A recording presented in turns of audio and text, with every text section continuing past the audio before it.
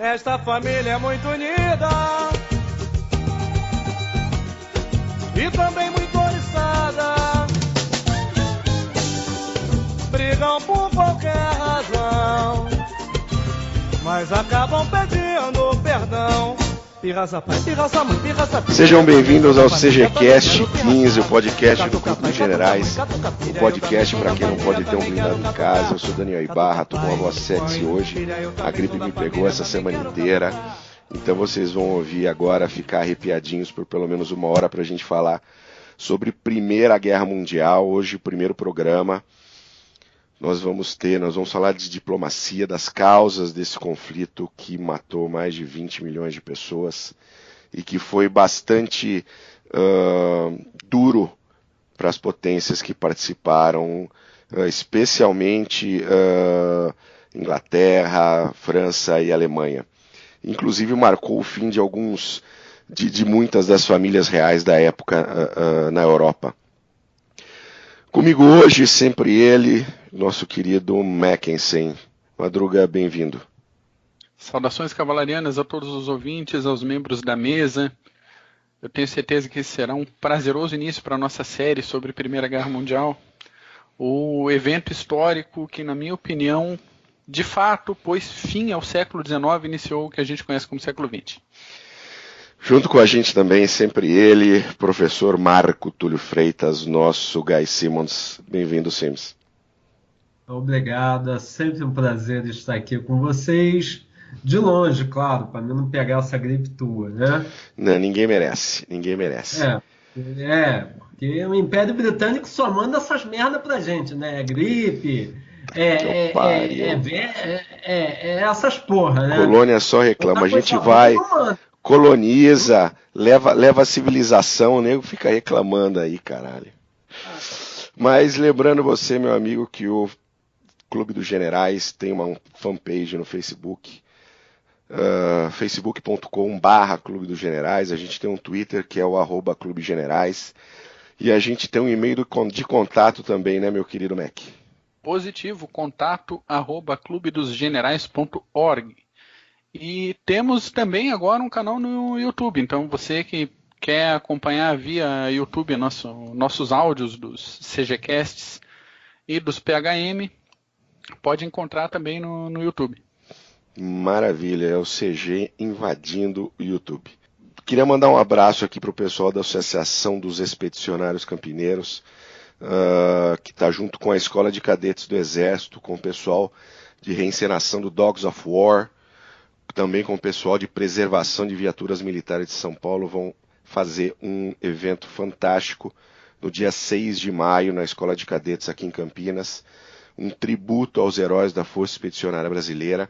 Nós teremos os nossos heróis lá, nós teremos pelo menos 3 de nossos pracinhas que ainda estão vivos lá, recepcionando vocês, conversando, quem quiser. Eles adoram contar histórias, adoram essa atenção que foi tão em falta nos anos seguintes ao retorno deles da guerra. Então você vai lá, vai ter o desfile de viaturas militares, vai ter a reencenação de Monte Castelo, da rendição alemã de Monte Castelo, vai ter food trucks e vai ser muito legal. O CG vai estar lá participando também, junto com o Clube Somnium.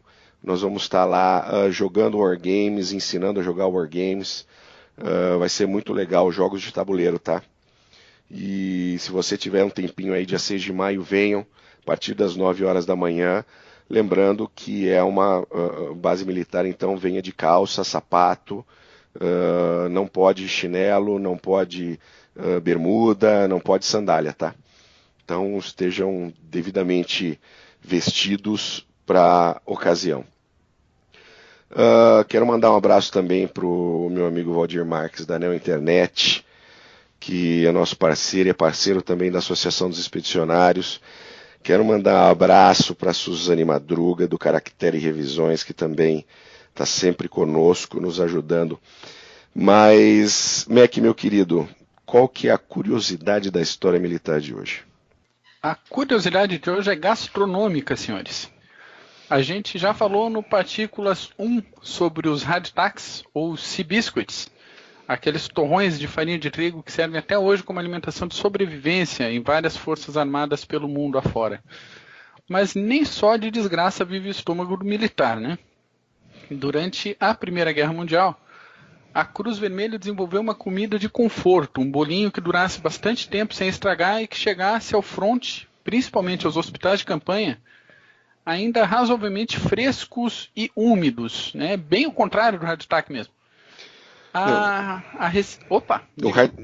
Eu tô lembrando aqui que o hardtack é a alegria do dentista, né, cara? Você comeu aquele hardtack aqui no Encontro Nacional, Canuck? Comi, rapaz, só faltou patê. Patê de fígado de alce? Pois é, rapaz. Pois é. Mas o que tem nesse bolinho, é recomendado deixar de molho no chazinho. O hardtack é bom deixar de molho no chazinho alguns minutos aí pra amolecer um pouco, senão... Umas 2 semanas. Tá louco, né? Por aí. A receita do bolinho, ela era feita sem leite, sem ovos e trocando manteiga por gordura vegetal. Tinha ainda por meio umas frutas secas embebidas em rum ou em algum outro destilado que tivesse à disposição. A gente vai colocar uma receitinha tanto no nosso site quanto na descrição do nosso podcast no canal do YouTube.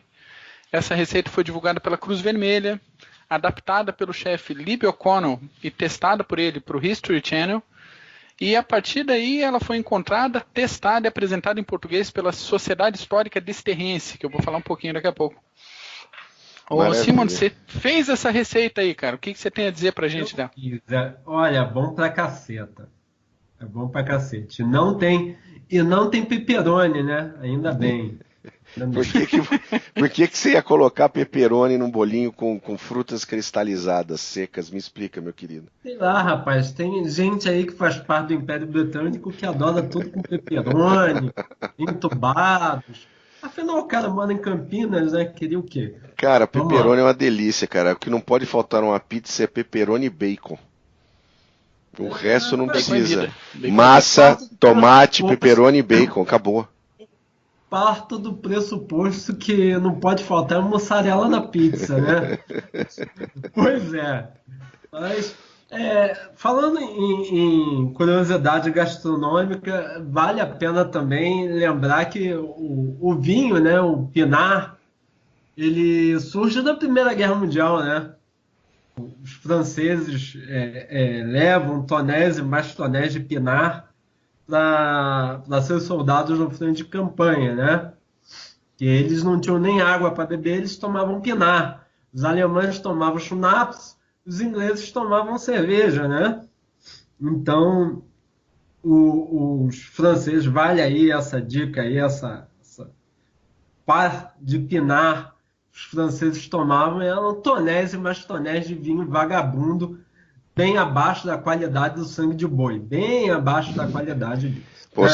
sangue de boa é muito bom, cara. E ao mesmo tempo economizava muitos problemas de cólera e outras doenças típicas da Guerra da Crimeia, aí do metade do 19, né? Pois é. Até porque quem tomava é Poliu, né? Poliu, que é aquele soldado francês monstruoso, né? Que todo mundo gosta de falar da França bandeira branca da Segunda Guerra Mundial, mas ninguém gosta de lembrar muito da França da Primeira Guerra Mundial. O soldado francês era um sujeito rústico, era um sujeito bravo, era um sujeito... parecia um peludo, né? Um urso.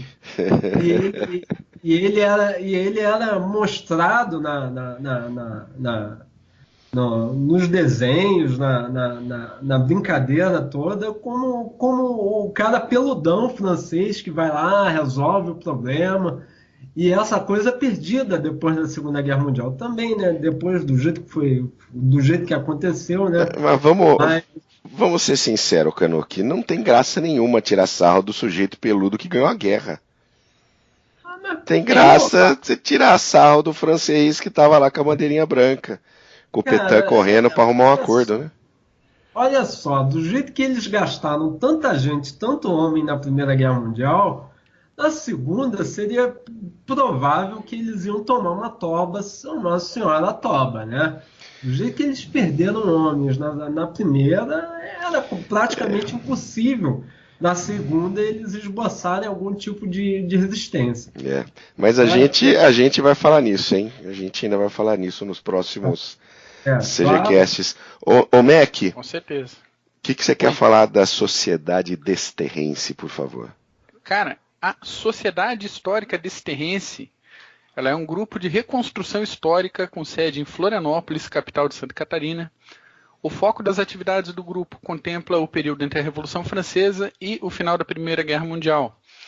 Desde 2010, são desenvolvidas atividades de pesquisa e vivência de caráter gastronômico, museológico. São realizadas caminhadas urbanas pela cidade em cenários de interesse histórico, piqueniques e até saraus dentro desse recorte temporal. É um trabalho muito completo, muito bem feito. Convido aí nossos ouvintes a procurarem o site da Sociedade Histórica Desterrense e a página deles no Facebook também. Excelente, maravilha. Falando um pouquinho sobre as instabilidades em Belgrado, o assassinato dos Obrenović, a família real da Sérvia e Bósnia, eles foram gentilmente retirados do trono em maio de 1903, gentilmente tiveram-se retirados da história e da vida também, foram assassinados para que outra família real fosse colocada no lugar. Ô Simons, isso daí levou a um surgimento de movimentos até nacionalistas sérvios, né? Pois como eu canso de dizer para os meus alunos, Primeira Guerra Mundial é minha cachaça, né? Sou extremamente viciado nessa porcaria. Ali, o entorno do Império Austro-Húngaro, tá? Você já tem diversos países, tá? Diversos reinos que entendem o seguinte, que o Império Austro-Húngaro não é lá grandes coisas, tá? E de certo, há muito tempo os Habsburgos eles vêm caindo, o Império Austro-Húngaro perde aquela primazia de primeira potência que ela tinha durante a Guerra dos 30 anos. Então ela vai caindo, até que os países do leste europeu entendem o seguinte, os reinos do leste europeu entendem o seguinte, está na hora de cortar o grilhão, tá? Está na hora de cortar ou pedir independência ou tomar território dos austríacos. Os austríacos e os húngaros, o Império Austro-Húngaro, não é lá grande coisa. Para vocês terem ideia, o Império Austro-Húngaro, ou o Império Austríaco, era tão bom, que o Guilherme Tell, a história do Guilherme Tell vem daquela. O Império Habsburgo ele tinha tomado aqueles cantões da Suíça e tinha lá o chapeuzinho lá do Habsburgo, onde todo o súdito suíço tinha que se curvar. O único que não se curvou foi o Guilherme Tell e teve que provar a sua fé, né, a sua rebeldia naquela ideia do arco e flecha, da maçãzinha. Então ele é um símbolo de herói até hoje para os suíços. Então você vê que um Estado que foi do jeito que foi, o Império Austríaco, ele vai perdendo a sua capacidade de controlar o destino da Europa, quiçá do mundo também, e começa a ser ameaçado por impérios, por países que até então não acreditavam que poderiam ter força diante desse império austríaco, que passa a ser austro-húngaro depois, né? Só para o nosso ouvinte entender um pouquinho, o Império Austro-Húngaro era uma monarquia dualista, então você tinha a família real austríaca e a família real da Hungria, do Reino da Hungria, coexistindo dentro de um país unificado, tá? Tanto Áustria quanto Hungria. Então eles tinham a mesma política externa, eles tinham a mesma alfândega, os mesmos militares, eles se governavam debaixo de um monarca só, mas eram dois reinos diferentes se autogovernando naquele momento. E o interessante disso é que o símbolo dos austríacos é a águia com duas cabeças, né? Sim. Uma para a Europa Ocidental e outra para a Europa Oriental. Ou seja, era um império que te botava o terror em todo mundo. Só que chega aí no início do século XX, ele perde a condição de potência. Aliás, ele já começa a perder a condição de primeira potência em 1812, com o Congresso de Viena. Ele vai perdendo, e no final sobra exatamente isso daí. Países, reinos como a Rússia, como a Sérvia, acham que pode tirar um quinhão do Império Austro-Húngaro. Aí você tem exatamente a família real dos Obrenović, que são o quê? Eram a família que era mais pró-Áustria que você tinha na Sérvia. E que eles são retirados gentilmente, delicadamente, daquela forma que só europeu do leste faz. Eles retiram a família real do trono e colocam alguém mais ligado à ideia do nacionalismo sérvio, alguém mais ligado aos interesses também em paralelo da política externa russa, que era para criar uma Eslavônia enorme, né? A mãezona Rússia que ia bater até, digamos, ia pegar aquelas terras aquelas terras da Europa Oriental. O plano era pegar as terras da Europa Oriental pertencentes até então do Império Austro-Húngaro. Mas o Império Austro-Húngaro ele começa a perder poder exatamente em 1812, quando se dá o processo, quando começa o processo de unificação alemã, em que a Prússia é jogada de lado e eles botam o conselho ali na hora, bota os austríacos como fiéis depositários da Confederação Germânica. E depois você tem o Otto von Bismarck, que unifica a Alemanha e joga esses malditos desses católicos austríacos de lado, né? Que era coisa que os franceses não gostavam e nem tampouco os ingleses. Aliás, os ingleses estavam nem aí, a verdade era essa. Os ingleses sempre fizeram a própria política externa independente dos outros, né? Estavam olhando para o seu império, eles não estavam olhando para a Europa. O problema é da Europa. Eu sou o Reino Unido e você tem aquela Europa.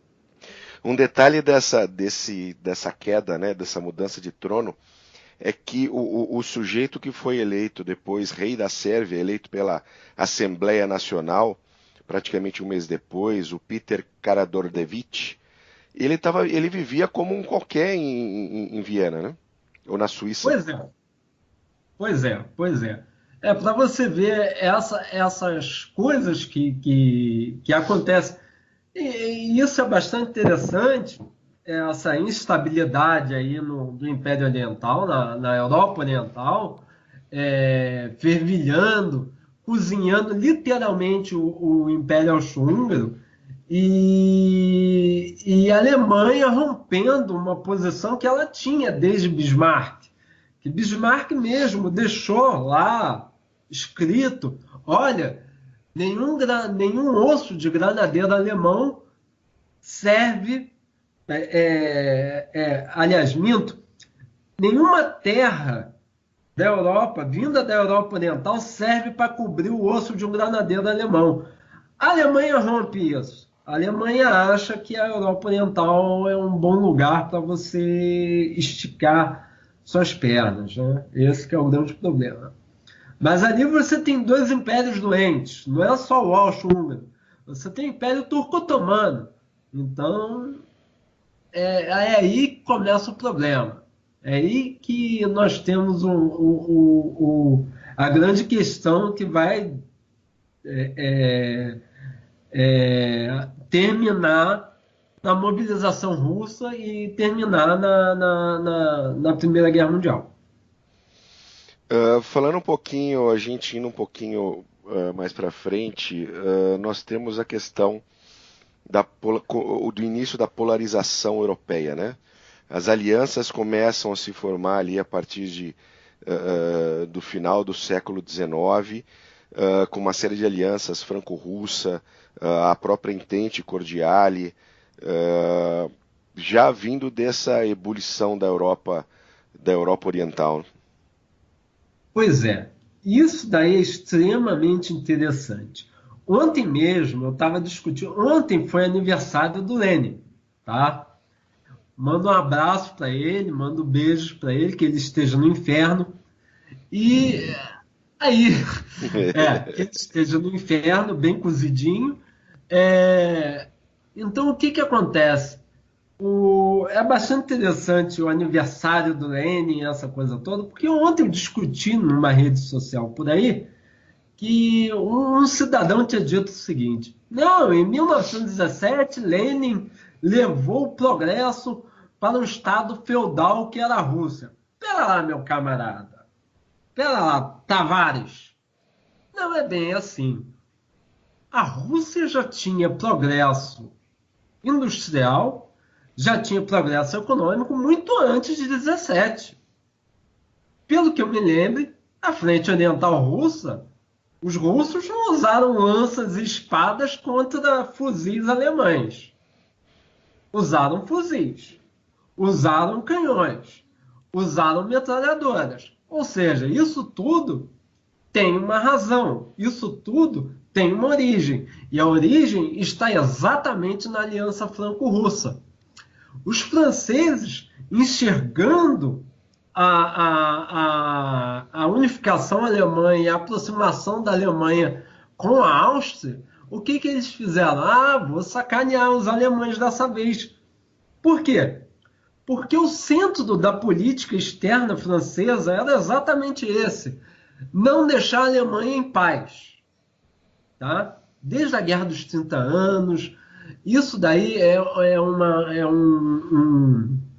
uma orientação, uma prescrição do cardeal Richelieu. Não deixe a Europa Central se unificar, senão vai dar problema para a gente.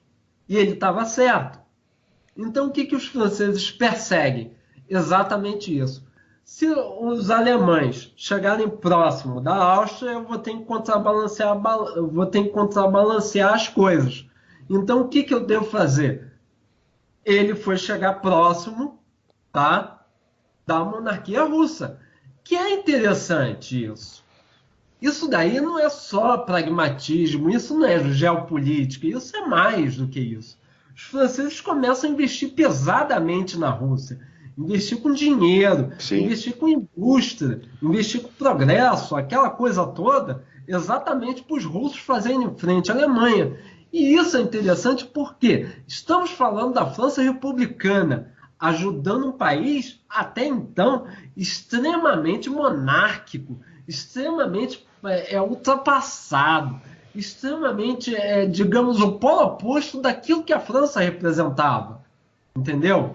Ou seja, os franceses estavam fazendo exatamente uma política para tentar contrabalancear a aproximação da Alemanha com a Áustria-Hungria. Ou seja, se você for amiguinho da Áustria-Hungria, eu serei amiguinho dos russos. Aí a gente vai ter problema depois. Aliás, nota para essa política externa de convênios militares muito bem feita da França, não só junto à Rússia, mas em escala global. A gente vai ter ali pelo 19 convênios e missões militares francesas do Império do Brasil até o Japão. Exato. Então, todo o esforço de influência empregado pela França é um negócio absolutamente fascinante para se estudar. Exato. E pouco avaliado aqui no Brasil, né? E pouco avaliado. Sem dúvida. Pouco avaliado aqui no Brasil. Mas os franceses, eles tentam ao máximo fazer o quê? Cercar, não é cercar os alemães, e sim contrabalancear a influência o poder crescente alemão. Porque se você falar cercar, você compra a ideia do Guilherme II, que estão fazendo um cerco contra a Alemanha. O cerco não está acontecendo. Entendeu? O cerco ele não acontece. Ele não é de propósito. Ele é acidental. O cerco é uma resposta à política inconsequente do Kaiser, que acordava de manhã e queria colocar canhoneira em Santa Catarina e de noite queria, sei lá, dormir com um japonês. Esse é o grande problema do Kaiser. É uma família interessante, inclusive, né? A família do Kaiser, né? Vamos colocar aqui, né? Do Kaiser, do Czar, do rei George V, todos netos da rainha Vitória. Era uma grande família aquela Europa, né? Pois é, pode até ter um livro bem legal sobre o assunto, inclusive. Pode até tocar aquela música, aquele pagode do Nobre, né? A Grande Família, no começo, porque é exatamente isso. Confusão e aventura que vai sobrar para a Europa, aliás, para o mundo inteiro.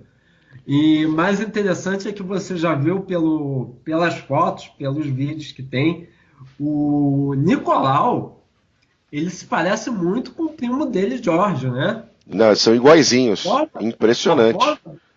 A forma de aparar a barba, a forma de se posicionar é bastante idêntica. E ninguém é parecido com aquele inconsequente bastardo do Guilherme. O cara que colocava um coelho morto no lugar da mão dele, que ele tinha uma mão defeituosa, né? Que eu pare. Mas, por ele se... Isso é interessante. Ele se enxergava bastardo, ele se enxergava à parte. Por isso que ele chega próximo do Ferdinando da Áustria. Faltava amor da vovó Vitória, era isso? Hã? Faltava amor da vovó Vitória? Faltava amor da vovó Vitória, faltava palmada, faltava tudo, rapaz. Mas, digamos, ele chega próximo a amizade que ele nutre. O Francisco Ferdinando é exatamente isso. Somos párias da Europa. O Nick e o George são os valentões, são os que têm destaque. Nós não, somos os empobrecidos. É por isso que eu crio sempre uma situaçãozinha para aparecer. Mas lembre-se, ir à guerra, naquela época, era uma coisa tão comum a todos os países que, rapaz, se eu tinha algum problema contigo, eu ia à guerra. Era comum, não era tão complicado como é hoje, entendeu? Era comum, era um instrumento banal da política externa. Você declarar guerra a outro país. Um ponto que a gente precisa focar também, porque é extremamente importante, é a Entente Cordiale, né? A série de acordos assinados entre o Reino Unido e a República Francesa, que marcou o fim de quase 1000 anos de conflitos, né? Intermitentes, e que foi algo que colocou no século XX, mudou completamente a maneira com que ambos os países até mesmo se viam, né? E se relacionavam. A Entente Cordiale, ela teve um ponto significativo, que até você, Churchill, lá na reunião, na última reunião do Ministério de Relações Exteriores, aquele que iria sair com a formatação do documento de declaração de guerra do Reino Unido em relação à Alemanha, ele fala, você fala, a Entente Cordiale, ela tinha um dispositivo que fazia bastante sentido naquela época, que era o seguinte: quando a Marinha francesa saía daquele entorno do Canal da Mancha, era obrigação da Marinha Real Inglesa, tá, via esse contrato, patrulhar o lugar. Então o Churchill, muito habilmente, chegou e pensou assim: se há esse dispositivo, então vejam bem, esse é um motivo legal da gente ir para a guerra com os franceses. Porque ao patrulhar o Canal da Mancha proibindo a Marinha Real Alemã de entrar no Canal da Mancha, a gente está praticamente declarando guerra à Alemanha. Então isso faz bastante sentido na época. Isso ganha principalmente ganha a argumentação ali da reunião que tinha o Edward Grey junto com o primeiro-ministro Squish e o resto, né? O resto que eu digo é as pombinhas britânicas. Então eles ganham a batalha ali interna ao declarar guerra. Porque a coisa é mais ou menos essa. Você tem ali essas posições pró-Alemanha, contra a Alemanha, a favor da Rússia, contra a Rússia, a favor da França, contra a França. Isso tudo, no fim, são panelinhas. Panelinhas dentro de ministérios das relações exteriores. Que uma hora tem o Edward Grey, que odeia a Alemanha, assume a posição dele e fala: olha, a Alemanha é o grande mal. E tinha outro, que era anterior a ele, que ela enxergava na Rússia o grande problema da Inglaterra, o grande problema da segurança da Inglaterra. Até porque fazia sentido. A Rússia tinha acabado de declarar guerra ao Japão e a entrada da Rússia ali na Ásia era um grande problema, era uma grande dor de cabeça para os britânicos. Com certeza. Coisa que os russos deram. Esse presente, que foi o auxílio dos ingleses à guerra russo-japonesa, os russos entregaram esse favor quando os britânicos invadiram o Afeganistão. Tá? Os russos, de certa forma, auxiliaram os afegãos, aquilo que a gente pode chamar de afegão, para derrotar os britânicos na intervenção britânica no Afeganistão. Tá? Indo um pouquinho para frente, a gente tem uma outra crise, que é a anexação da Bósnia pela Áustria-Hungria, que a Bósnia era um território de soberania do Império Otomano. E o Império Otomano ficou olhando e sorrindo, né? Pois é, o Império Turco-Otomano não tinha nenhuma condição de fazer frente. Ali, se você pegar e colocar numa reta, tá? Numa escala, os impérios, o Império Turco-Otomano é o pior de todos. Ele não consegue, de jeito algum, prover segurança, cuidar de sua soberania, até porque o Império Turco-Otomano já estava dando outros problemas, que eram problemas internos. Não eram, você já tinha uma facção já dominada pelo Pacha, que já estava querendo declarar república, aquela coisa toda. Então eles já estavam com problemas internos. Então o que acontece? A Áustria-Hungria, muito esperta olhando isso, o que ela fez? Ela anexou a Bósnia-Herzegovina. Isso daí não criou problema algum na Europa. Nenhum. Zero. Só que ficou no imaginário. Ficou no imaginário de quem? Ficou no imaginário da Sérvia, ficou no imaginário da Rússia, ficou no imaginário de todo mundo. Porque depois, essa anexação da Bósnia vai servir como legitimação para que Nicolau II chegue e fale, olha, Sérvia, dessa vez a gente vai entrar na guerra junto com vocês, tá? Dessa vez vamos seguir o seu caminho, não vamos deixar vocês na mão.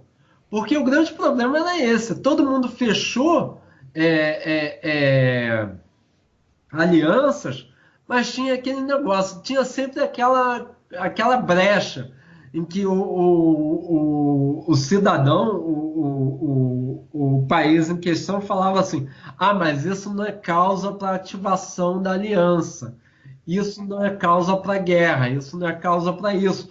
Então, sempre ficou postergando essa mobilização geral, porque diferente da OTAN, diferente do Pacto de Varsóvia, essas alianças eram alianças incondicionais, ou seja, estava previsto a ativação dela, seja em ataque, seja em defesa. Diferente do OTAN e do Pacto de Varsóvia, que só era defesa. Entendeu? Sim.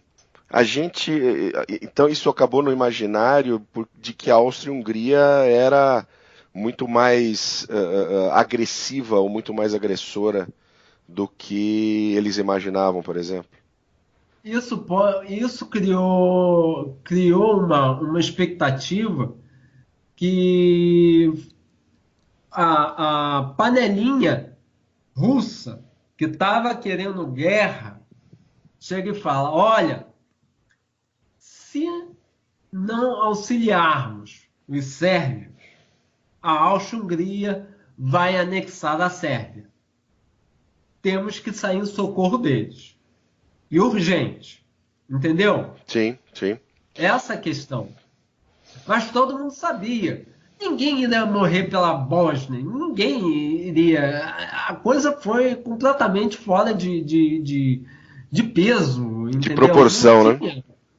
Não tinha relação alguma uma coisa com a outra. Tem um ponto dessa história que vai acontecendo, né, vindo da instabilidade com a queda dos Obrenović, essa questão da instabilidade do Império Austro-Húngaro, as alianças, a anexação. Mas tem um ponto que o Ministério de Relações Exteriores alemão, eu não sei, ele deve ter algum problema com o envio de telegramas, tá? Ele tem, especialmente durante esse período do século XX, porque você tem a gente está falando do Edward Grey, né? Um pouquinho antes, de que ele via a Alemanha como real inimigo, e aí nesse momento estavam acontecendo também conflitos na África do Sul junto aos boeres, e daí a Alemanha, o nosso querido Guilherminho, o rapaz que né, tinha problema com a vovó, ele pega pede para o seu ministro, o Sr. Kruger, deixa eu até pegar o nome desse bonitão aqui, porque é Paul Kruger. Na verdade, Paul Kruger é o presidente da República do Transvaal. Mas o Guilherminho, ele pede e manda um telegrama para o presidente da República do Transvaal, parabenizando pela luta contra os ingleses, e obviamente que isso caiu na mão da Grã-Bretanha. Tirando o foco imediatamente da Rússia para a Alemanha. A Alemanha é o inimigo, olha ele se parabenizando com o nosso inimigo em outro conflito. Aí, olha, essa guerra dos boeres é interessante, sabe por quê? Você sabe melhor do que eu quem estava na guerra dos boeres. Sim, quem estava lá como correspondente, né? Sim, senhor. Voltou para casa como herói, inclusive. Exato. E tem outro também que faz sucesso na Guerra dos Boeres, que foi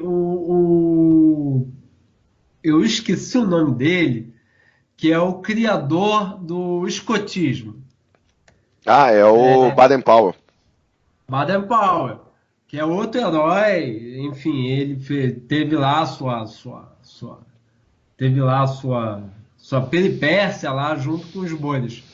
E no final da Guerra dos Boeres, bem, os ingleses não tomam uma sova da República do Transvaal. Isso é complicado dizer. Porque os ingleses, tomaram uma sova, tá bom. A África do Sul fala Transvaal, fala holandês ou fala inglês? Fala inglês. Então, que sova foi essa, por favor? Não sei. Complicado. Ou seja, o Paul Kruger, ele tem lá, chega num momento que ele tem uma condição favorável no desenlace da guerra. E o Guilherme manda um telegrama para ele, que é um telegrama Kruger. Só que esse telegrama cai justamente, cai em graça da opinião pública britânica.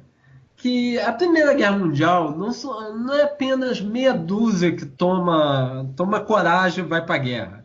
Você já tem opinião pública também em ação. E a opinião pública é mobilizada nessa questão. Então, sai nas primeiras páginas dos jornais ingleses o telegrama Kruger, que é a felicitação alemã ao Paul Kruger. Com isso, a panelinha que odiava a Alemanha fala: nosso problema não é a Rússia, tá vendo? Nosso problema é a Alemanha. E com isso,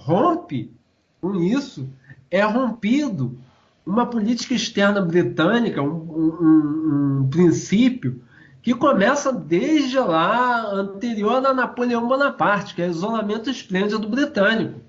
Que a Inglaterra não gosta de tecer, de fechar acordos que deixam ela parada no continente europeu. Ela nunca gostava dessa posição. Ela sempre gostava da posição de assistir o pau comer na Europa e ser depois ela, tá, recolher os espólios, né? Cortejar. A menina que todos vão cortejar para que ela esteja ao lado deles. E isso faz com que a Inglaterra rompa exatamente esse isolamento esplêndido. Só para o nosso ouvinte entender porque eu falei que a Alemanha tem esse talento para o envio de telegramas assim para todo mundo, na mesma época, mas em 1917, nós tivemos o telegrama Zimmermann, que foi o telegrama enviado à República Mexicana pelos alemães, tentando um acordo para que os alemães invadissem o sul dos Estados Unidos e mantessem os Estados Unidos fora da guerra. E, obviamente, foi interceptado pelos americanos. Pois é. Mas é aquele tipo de gente que hoje em dia acharia que o WhatsApp é comunicação segura, né? Só para dar o bizu pro ouvinte, que o telegrama Zimmermann está traduzido na íntegra no nosso site, na seção Projeto Atena. Sim, tá lá. Tô de olho nele aqui, inclusive. Foi mais um telegrama que ajudou a preparar a opinião pública do país, né? Contrário, né? O Kruger ajudou a opinião pública britânica, o Zimmermann ajudou a opinião pública americana a sair do isolamento e partir para o pau na Primeira Guerra Mundial.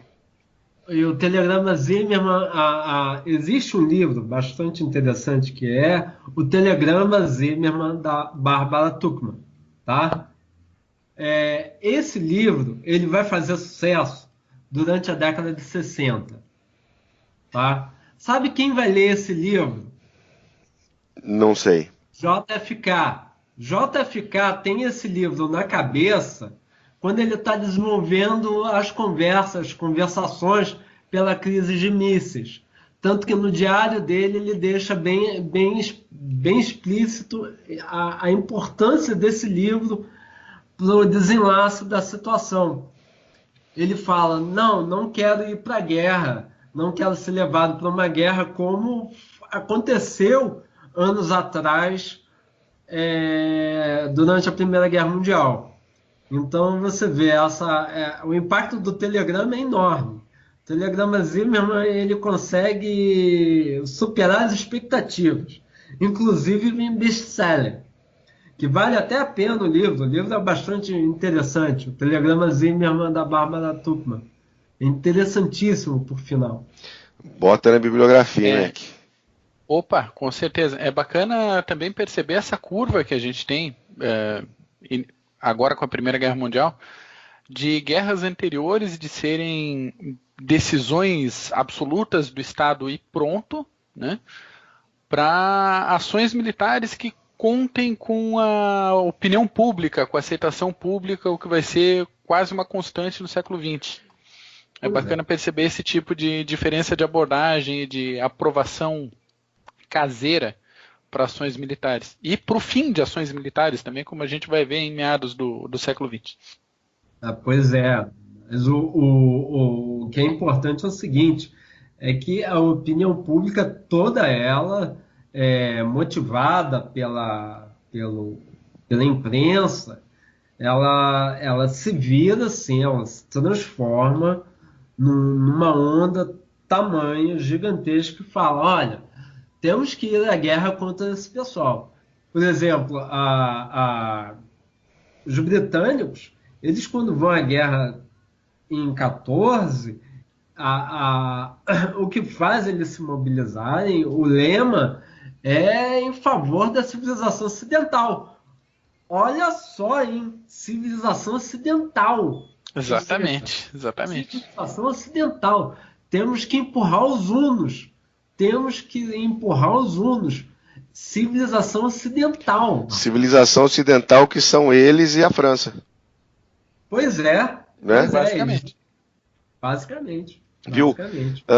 Empurrando um pouquinho mais para frente todas essas questões, a gente tem uma mudança na Realpolitik alemã, né, Marco? Essa coisa da busca por colônias na África, né? Isso começa a criar problema com França e com Grã-Bretanha também. Pois é. É uma coisa que Bismarck tinha deixado por explícito. Ele fez a Conferência de Berlim, tá? Que resultou na divisão da África, e ele deixou bem explícito, não vamos brigar por colônia alguma. Vamos deixar isso para franceses e ingleses, que vai chegar uma hora que eles dois vão brigar, vão entrar em guerra, justamente por causa disso, por causa de colônias. O que acontece é que, quando Guilherme II sobe ao poder, tá? Lembre-se que, apesar da Alemanha ser uma monarquia parlamentar, ser uma monarquia limitada, a política externa praticamente residia nas predicações que o seu príncipe queria, entendeu? A Weltpolitik, ela é tão, digamos, robusta quanto um pedaço de papel. Em branco, é claro. Em branco. Ou seja, a Weltpolitik em nome da Weltpolitik, eu vou criar confusões pelo mundo inteiro. Começa, em nome da Weltpolitik, ele bota a canhoneira Panther em Santa Catarina. Em nome da Weltpolitik alemã, ele começa a querer colônias na Ásia. Em nome da Weltpolitik, ele começa a querer colônias na África. Em nome da Weltpolitik, ele começa a querer colônias, querer estender a Alemanha, claro, estender para onde? Estender para em cima daqueles territórios, daqueles impérios horríveis, doentes, a Áustria-Hungria, o Império Turco-Otomano. Ou seja, onde tiver alemão, eu quero ir, porque temos que defender os alemães aonde os alemães estiverem, entendeu? Sim. Então isso foi até interessante para o Brasil, como eu disse, eles colocaram a canhoneira Panther aqui em Santa Catarina. E tivemos que montar um blefe tão, digamos,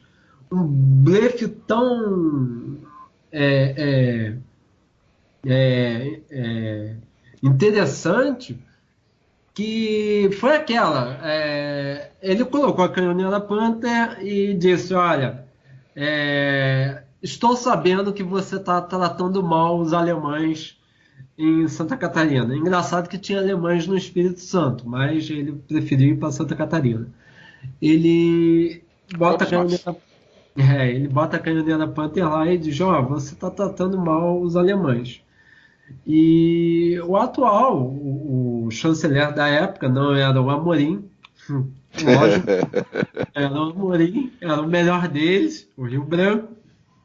Chega assim: olha, se você continuar com a sua canhoneira aí, vamos ativar a doutrina Monroe, vamos chamar os americanos vão vir aqui, vamos botar sua canhoneira a pique. Já ativei a minha embaixada em Washington, passei um telegrama, que não foi pelo mesmo serviço que os alemães passaram, informando que, ó, queremos apoio dos americanos, ativação da doutrina Monroe. E foi um blefe isso. Por quê? Porque o embaixador da época tinha dito, o embaixador brasileiro em Washington, tinha dito o seguinte: olha, não conte com o apoio americano, não teremos. E o chanceler voltou e falou: olha, tá aqui o telegrama, os americanos concordaram e, ó, vai embora. Cara, surtiu efeito. Os alemães foram embora. Até porque não era uma política, não era uma política externa com substância, né? Uma política externa com substância bem parecida com a política externa francesa. Não podemos deixar uma potência surgir na Europa Central, que qualquer potência que surge na Europa Central é um problema, é uma dor de cabeça para a República Francesa. Então eles fazem qualquer coisa para neutralizar uma potência na Europa Central. Como os americanos fizeram também, os americanos com Theodore Roosevelt. Não podemos deixar uma potência europeia surgir que possa pôr em dúvida a capacidade da Royal Navy de ser a maior marinha daquela época. Ou seja, temos que, querendo ou não, temos que apoiar os britânicos, apesar dos apesares. Entendi. Já a Weltpolitik não. A Weltpolitik era absurdo dos absurdos. Não, a gente tem alguns pontos à frente. Por exemplo, teve a interferência italiana na Líbia nessa época, e a Alemanha quer tanto ter uma colônia na África do Norte que acaba criando uma crise, a crise de Agadir, né? A crise de Agadir é exatamente um problema da Weltpolitik. Por ele ter interesses tão díspares, não consultaram o mapa antes, o que acontece? Pois é, o Kaiser acredita que está na hora da Alemanha ter uma colônia na África do Norte. Só que você ter uma colônia na África do Norte àquela altura era você ter problemas com a França. E a França, até então, era protetora dos cristãos no Império Turco-Otomano. Tá? E o que acontece? O sultão daquela época tinha dado autorização para os franceses agirem em defesa dos cristãos. E há um problema corriqueiro e o Kaiser diz: não, agora sou eu o protetor dos cristãos. E cria um problema. Ele cria essa situação força, não foi de graça, não foi para ver, não foi para eu vou criar um probleminha porque hoje eu estou afim. Ele queria sentir, tá? Ele queria medir até que ponto iria o apoio inglês da Entente Cordiale. Tá? Ele achava que os ingleses não iriam cumprir a palavra deles, de apoiar os franceses, mesmo numa situação dessa. E o que ocorre? Exatamente o contrário. Os ingleses pediram que os alemães se afastassem, senão eles iam também se engajar com os franceses ali na África do Norte, em defesa dos interesses franceses. E com isso o Kaiser teve a prova real dele de que os ingleses iriam até o fim com a aliança deles com os franceses. Isso daí foi de fato. Tanto que foram 2 crises. Ele não satisfeito com uma, ele criou 2. Só que ele viu que nas 2 crises o Reino Unido cumpriu a palavra e seguiu junto com os franceses. Quem os franceses pensavam que até a altura, até um certo momento, poderia ajudar os franceses nessa resolução, seriam os russos. Mas os russos estavam com outros problemas. Então, os russos mandaram aquele beijo, aquele abraço. Minhas orações estão com vocês, mas na África do Norte, não quero não. Até porque a Rússia já é grande o suficiente para mim. E se eu quiser alguma coisa, vai ser ali no Afeganistão, não na África do Norte. Bom, crise de Agadir, segunda crise de Agadir, e você tem também uma questão da mobilização russa na hora que nós temos um momento chave, que é a morte do Francisco Ferdinando, né? A morte do Francisco Ferdinando foi um ponto de fagulha, né? Uma fagulha num palheiro que já estava enorme. Nós tivemos a questão dos alemães no Bósforo também, da missão Lima von Sanders. Fala um pouquinho dela. Antes de entrar na questão do Bósforo, antes de entrar na questão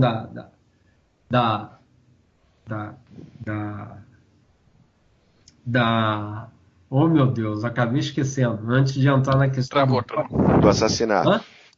Do assassinato. Sim. É bastante interessante algumas coisas que em paralelo tocam o Brasil. No Brasil, não sei porquê, porque raios d'água, que merda. Da onde tiraram isso? Por exemplo, olha só, Santos Dumont se matou porque ele viu os aviões sendo empregados na Primeira Guerra Mundial. Mentira! Os aviões foram empregados em guerra como instrumento em guerra lá na intervenção italiana na Líbia. Tá? Só para começar, se era para ele ter se matado, era para ter se matado ali e não depois. Tá? Então começou ali. O avião entra na guerra justamente com a intervenção italiana na Líbia. Que os italianos, meu Deus do céu, competência é o que falta a eles. Os italianos não foram lá grandes coisas quando intervieram na Líbia, tá?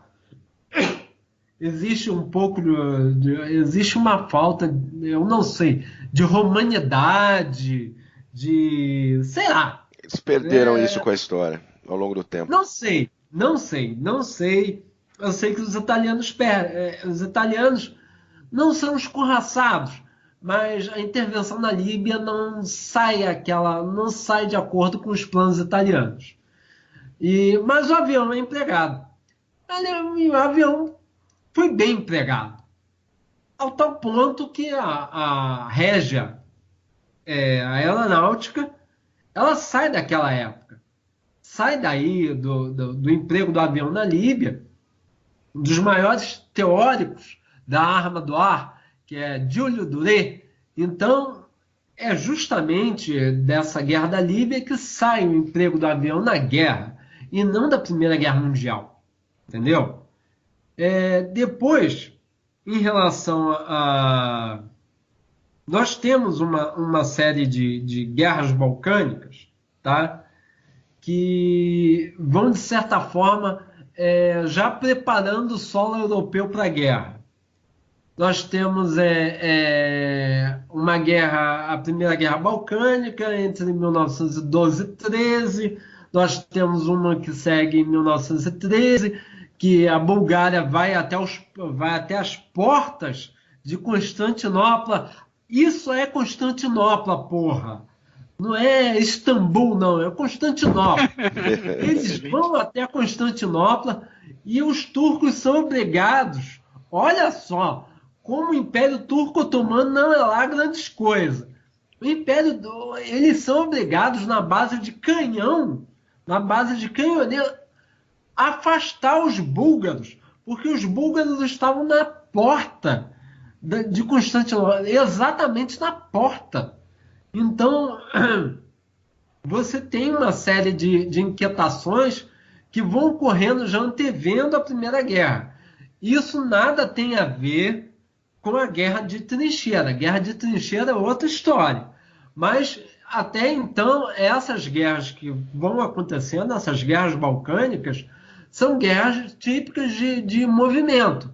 São guerras que não têm trincheira, são guerras que tropa tem que ir correndo, aquela coisa toda. Cavalaria, cargas de cavalaria ainda. Cargas de cavalaria, você tem aquela história toda, bonitinha, que a gente está cansado de ver em filme.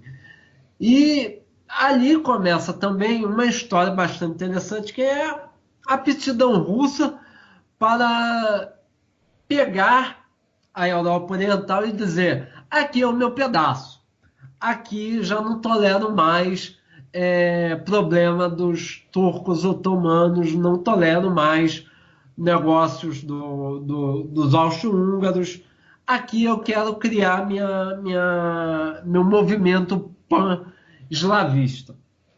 Então é aqui que os russos vão nessas guerras balcânicas, é aí que eles vão alimentando o que podemos dizer guerra por procuração entre o Império Russo e o Império Austríaco.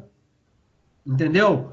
Porque a Primeira Guerra e a Segunda Guerra é Romênia, Bulgária, você tem até Albânia, Montenegro.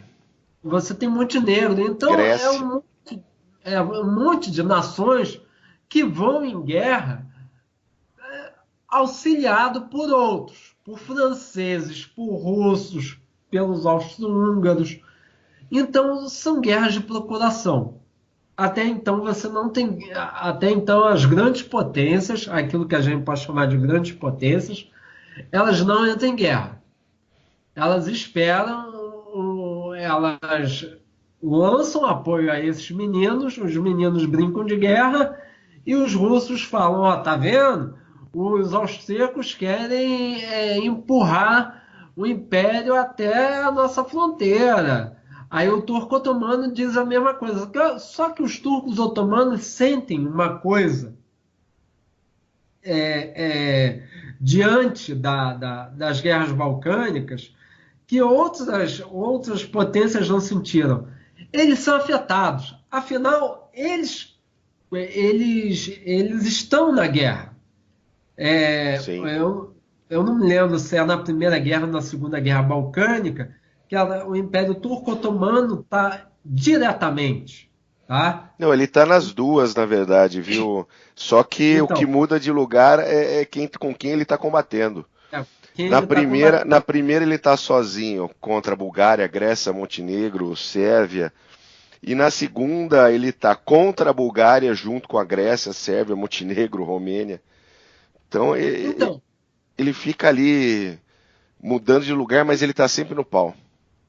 Ele percebe o quê? Que ele apanha de todo mundo. Ele percebe que apanha de todo mundo.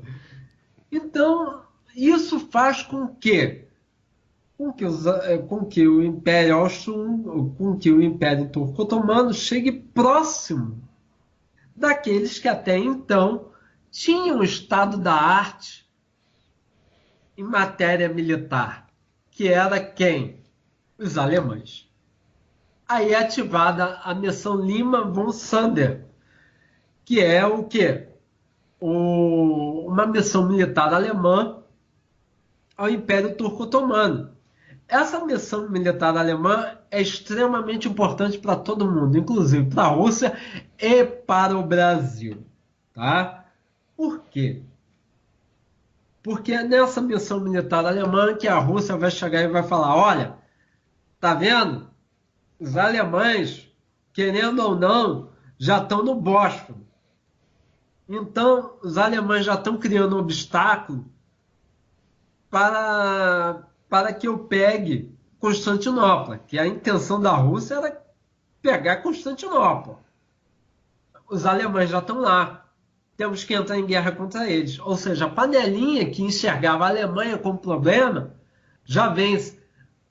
O mesmo efeito para a opinião pública que tem o telegrama Kruger para os ingleses, tem os alemães no Bósforo para os russos. Ou seja, a panelinha que era contra a Alemanha, ela ganha legitimidade com a ação alemã no Bósforo.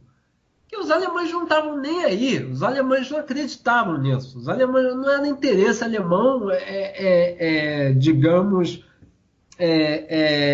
tomar o Bósforo ou ficar com Constantinopla, não era a intenção deles. A intenção deles era técnica mesmo. Mas então, por que isso faz sentido também para o Brasil? O Brasil, apesar de distante, começa a enxergar que estamos, digamos, na dianteira, estamos a reboque do que podemos chamar de modernidade militar, tá? E enviamos um grupo de jovens oficiais para acompanharem de perto essa missão alemã no Bósforo. Esses militares, eles voltam para o Brasil, escrevem na Defesa Nacional, na revista da Defesa Nacional, e eles levam a alcunha de jovens turcos, tá? E esse pessoal, eles fazem um sentido danado, por quê? Porque esses jovens oficiais, eles mais tarde estarão nos principais, digamos, postos do oficialato brasileiro na época da Revolução de 32, tá certo? Na Revolução de Getúlio Vargas. Sim. Ok? Então, eles enxergam o seguinte: tudo aquilo que os turcos... Porque essa missão alemã no Bósforo, ela é interessante porque, além dos jovens turcos, além dos alemães do Bósforo, é a primeira missão já da República. Tá? A República da Turquia já começa por aí. Então, esses militares nossos, eles enxergam essa missão civilizatória republicana, turca, e tentam fazer a mesma coisa aqui no Brasil. Tentam não, conseguem, junto com o Getúlio Vargas. Eles conseguem. Então, esses jovens turcos, eles pegam aquela mesma metodologia, aquela mesma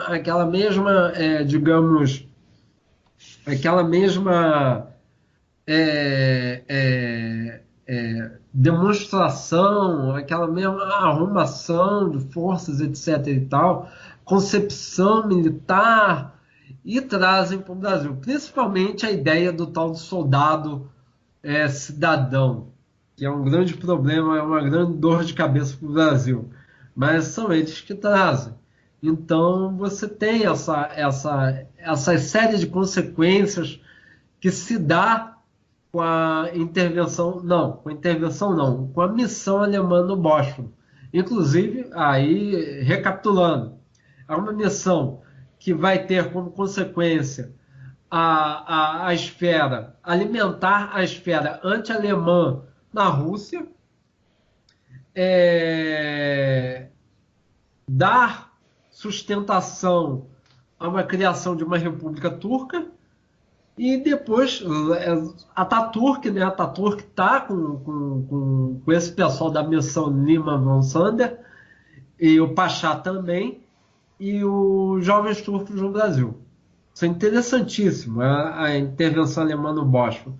Tem até, digamos, uma foto dos jovens turcos que tiraram nessa missão alemã no Bósforo. É até interessante. Tá, voltando um pouquinho né, para a Primeira Guerra, ou seja, tivemos essas guerras balcânicas que colocaram a Rússia como um aliado da Sérvia, a Sérvia se tornando também algo um pouco maior do que já era e sendo efetivamente uma ameaça para o Império Austro-Húngaro. Nós temos uma Inglaterra com a sua opinião pública toda voltada contra a Alemanha, uma França que sabia que não poderia ter alguém com força igual dentro da Europa Central, um Império Turco-Otomano sendo ajudado pelos alemães e, obviamente, sendo incomodado, tendo os russos incomodados com isso. Tá tudo pronto, né? Não tá tudo pronto. Pior é isso, não tá tudo pronto. O que está faltando?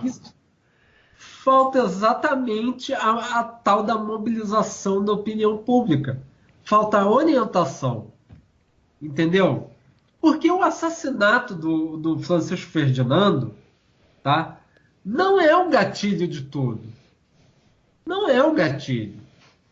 Ao contrário. Caramba, Francisco Ferdinando morreu, foi assassinado na Sérvia. Percepção britânica. Porra, e daí? Os Obrenovic também foram. Aquilo de lá sempre foi, digamos, um caixão de famílias reais. Tá? Para os franceses, idem. Morreu Francisco Ferdinando? Morreu o herdeiro de um império decadente, que é o Império Austro-Húngaro. A Rússia não estava nem aí. Morreu? Coitado, tadinho. Chegou a hora. É esse o momento que a gente esperava. O grande problema foi a Alemanha. A Alemanha transforma isso escala numa crise sem precedentes. Por quê? Entra aí a tal da ideia, entra aí o tal do episódio do cheque em branco. O cheque em branco alemão. Exatamente. Os alemães, movidos, claro, pela situação, incomodados. O Guilherme II estava extremamente triste pela morte do Francisco Ferdinando, que era amigo dele, e profundamente, digamos, consternado com isso, até porque era uma família real, e ele não iria tolerar isso, etc, etc.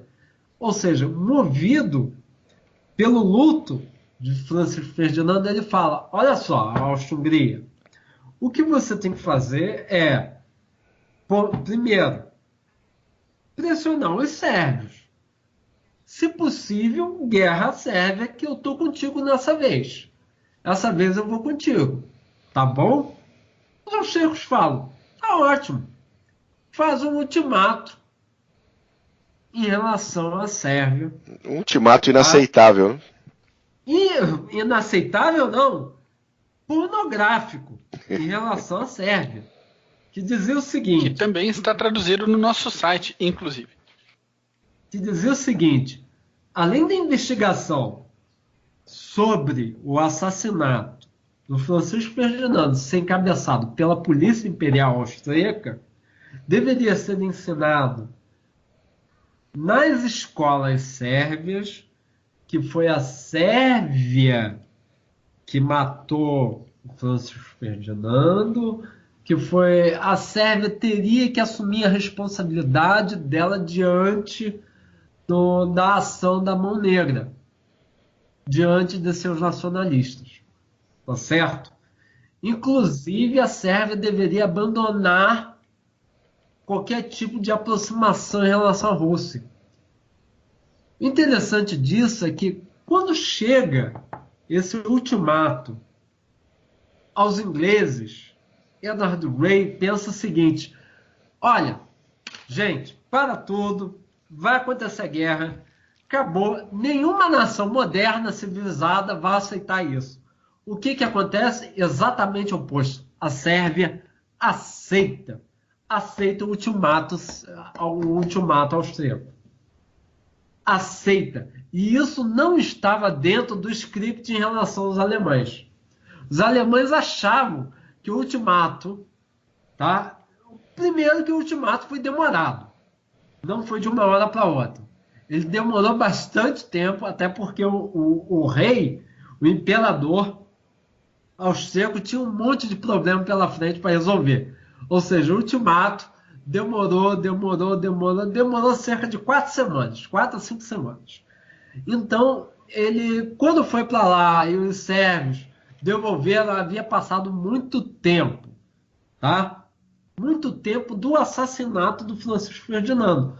Ou seja, todo mundo, todas as animosidades já estavam calmas, entendeu? Já estava todo mundo tranquilizado em relação ao assassinato de Francisco Ferdinando. E todo mundo, e depois, diante da aprovação dos sérvios, não havia razão para entrar numa guerra por causa do Francisco Ferdinando assassinado. Não havia razão alguma. O problema, digo, foram os alemães de novo. Os alemães tinham a ideia fixa de queremos uma guerra com a Rússia. Aliás, foi a primeira vez que se tem na história a ideia de uma guerra preemptiva, ou seja, lá na frente, se ficarmos postergando demais a guerra, os russos, da forma que estão recebendo tanta coisa dos franceses, dinheiro, tecnologia, daqui a pouco não seremos capazes de segurar os russos. Entendeu? Esse é o grande problema. Aí estoura a Primeira Guerra Mundial. Exatamente por causa disso. Me corrija se eu estou errado, por favor. Os sérvios aceitaram sim, não totalmente, mas aceitaram esse ultimato.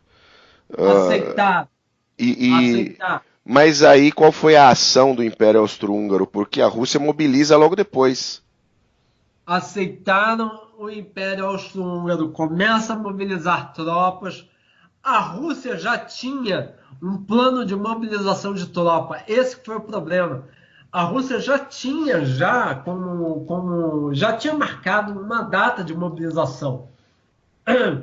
Essa mobilização já está premeditada. Mas por que o Império Austro-Húngaro mobiliza as tropas dele?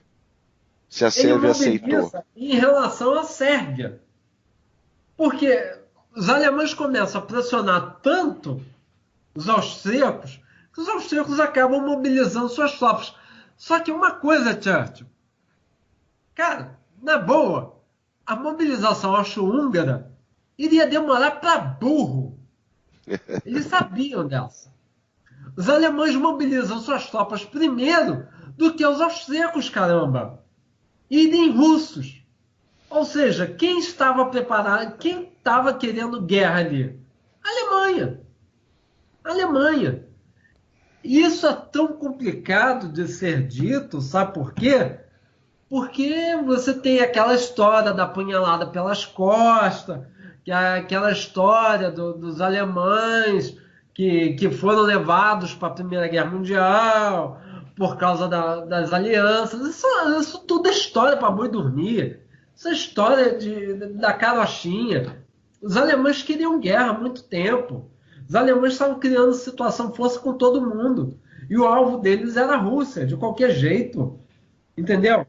Então eles viram uma mobilização que já estava marcada, uma mobilização parcial, e falaram, lá, os russos estão mobilizando tropa, então vamos socorrer os austríacos. Os austríacos nem tinham começado a mobilizar a tropa deles em relação à Sérvia, nem tinham feito qualquer orientação em relação a isso. Entendeu? E aí foi um movimento que não tinha como parar mais, né? Porque Os austro-húngaros acenando mobilização, os russos mobilizaram, os alemães em resgate ao Império Austro-Húngaro mobiliza, os franceses em resgate aos russos mobilizam e os ingleses em resgate aos franceses mobilizam. Mas isso vamos deixar suspense para o próximo programa. A coisa também não foi tão, digamos, tão rápida assim do jeito que você está falando, entendeu?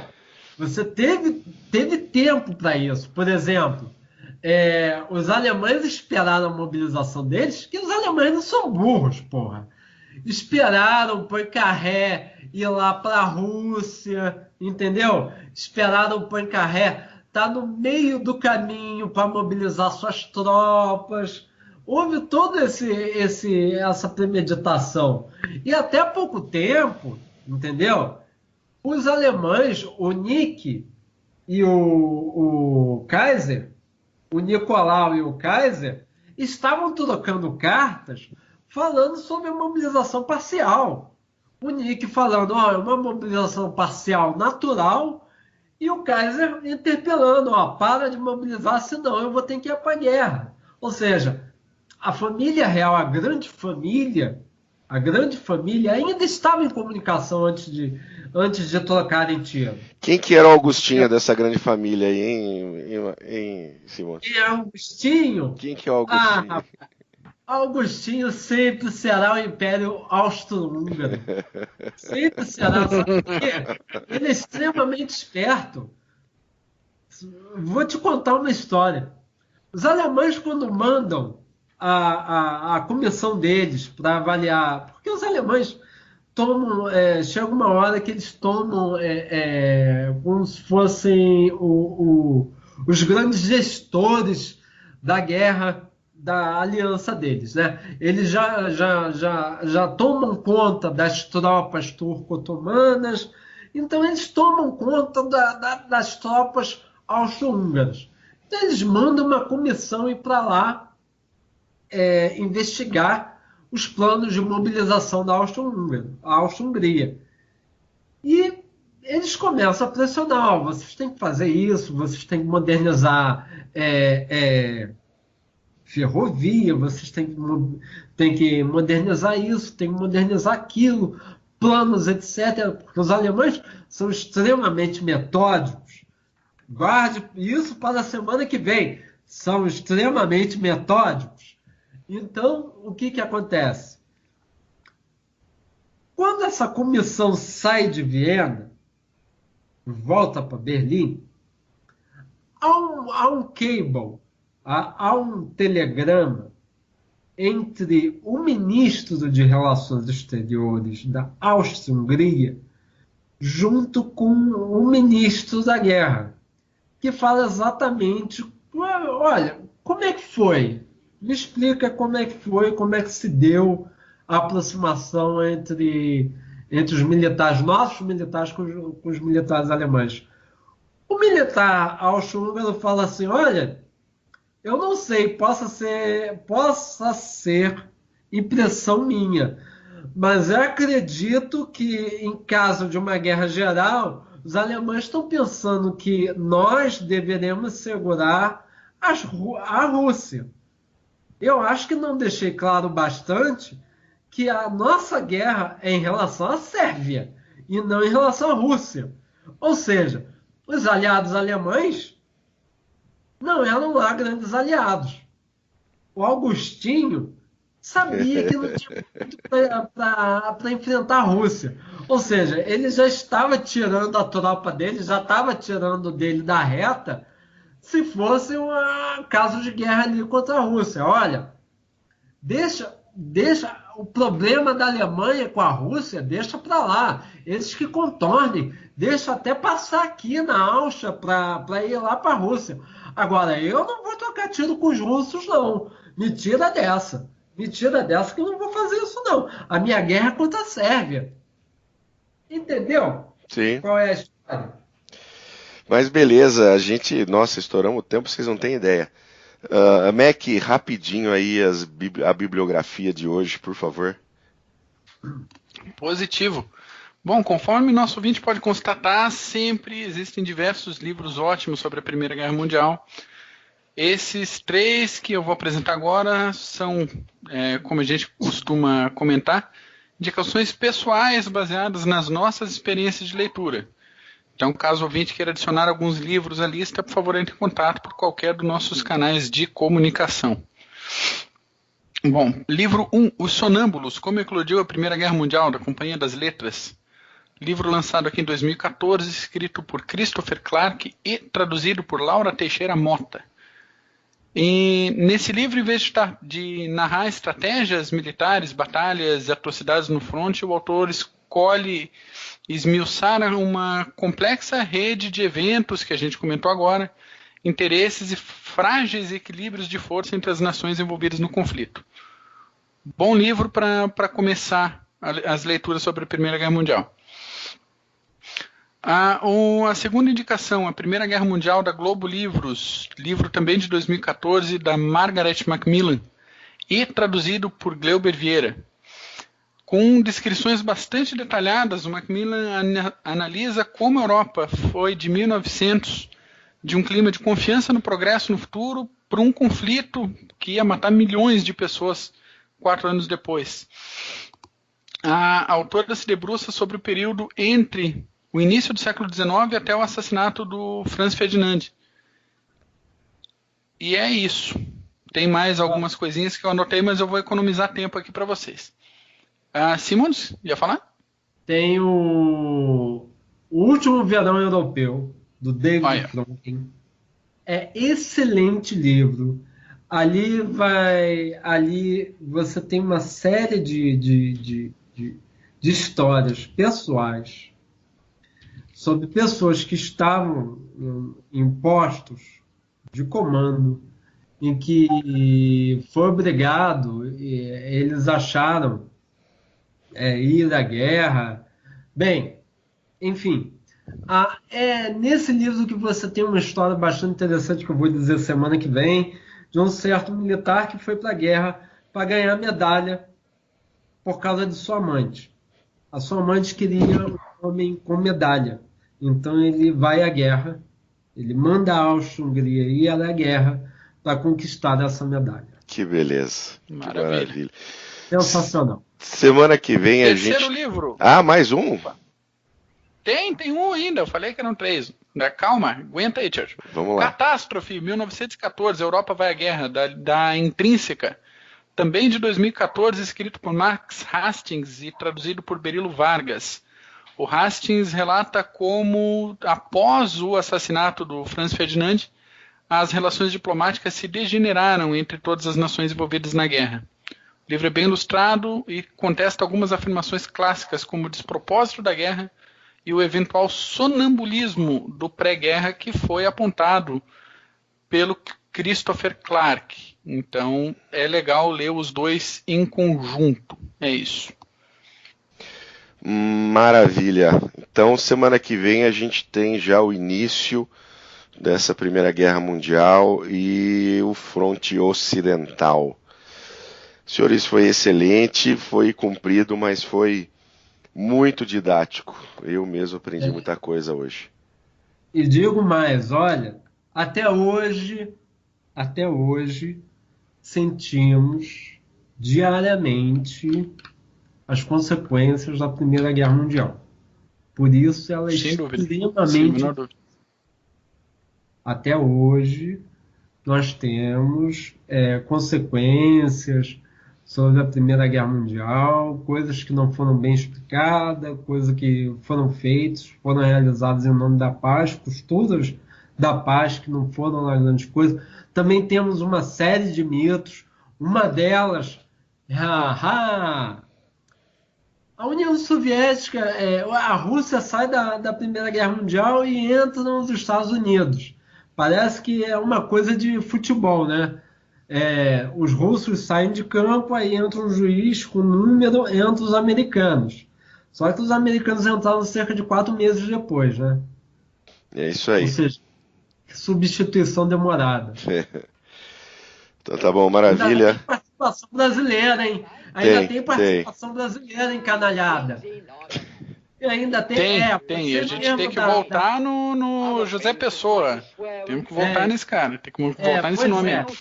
Pois é. E você mesmo aí do como é que é? Das Toninhas, ô seu babaca do caralho. Vai estudar, ô filho da puta. Então tá bom. Depois desse momento gracioso do nosso canadense, a gente volta no próximo CGCast para falar sobre o fronte ocidental, participação brasileira e mais algumas coisas, tá bom? Valeu, gente, obrigado, um abraço, tchau. And that's to laugh and smile and dance and sing. When you're feeling in the dumps, don't be silly chumps. Just purse your lips and whistle, that's the thing.